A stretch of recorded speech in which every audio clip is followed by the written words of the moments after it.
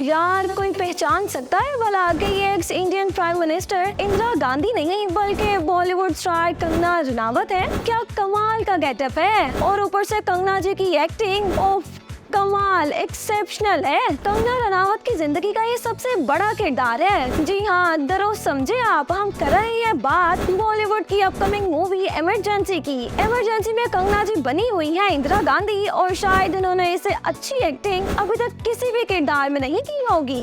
इसकी वजह है इस किरदार में परफॉर्मेंस का मार्जिन। कंगना रनावत भले ही कंट्रोवर्शियल हो पर इनके बेहतरीन एक्ट्रेस होने पर कोई कंट्रोवर्सी या सेकंड ओपिनियन नहीं है और वो ये बात इमरजेंसी में साबित कर रही है। अभी चंद रोज पहले ही इमरजेंसी का टीजर रिलीज किया गया है। इसमें दिखाया गया कि इंदिरा गांधी जी ने 25 जून 1975 को इंडिया में जो इमरजेंसी लगाई थी, इसके बाद हुआ क्या था इस पर बात करते हैं। मगर पहले जरा इस मूवी में कंगना जी की एक्टिंग की बात हो जाए। इमरजेंसी की पहली लुक में दिखाया गया कि इंदिरा गांधी के पास उनका प्रिंसिपल सेक्रेटरी आकर पूछता है कि क्या अमरीकी सदर आपको मैडम कहकर पुकार सकते हैं। इस सवाल के जवाब में जो कंगना रनावत ने चेहरे के तासुरात दिए हैं ना, शायद ही कोई एक्टर ऐसे फेशियल एक्सप्रेशन दे। ये बिल्कुल इंदिरा गांधी जी की तरह थे। कंगना ने बिल्कुल इंदिरा गांधी जी की तरह मुंह को 2-4 बार खिलाया। आप देखकर हैरान रह जाएंगे कि कोई इंसान किसी दूसरे को इस तरह 100% कैसे कॉपी कर सकता है। यार मोर देन सुपर्ब। इसके बाद सिर्फ वो एक डायलॉग बोलती हैं। वो कहती हैं 1 मिनट और प्रिंसिपल सेक्रेटरी रुक जाता है और फिर वो बोलती हैं अमेरिका के प्रेसिडेंट को कह देना कि मुझे मेरे दफ्तर में सब मैडम नहीं सर कहते हैं। यहाँ आम तरीन बात ये है कि बिल्कुल इंदिरा गांधी जी की आवाज में कंगना रनावत ने ये डायलॉग बोला है। इसीलिए हमारी ये बात लिख ले कि ये मूवी बॉलीवुड की बेहतरीन मूवीज में से एक होगी।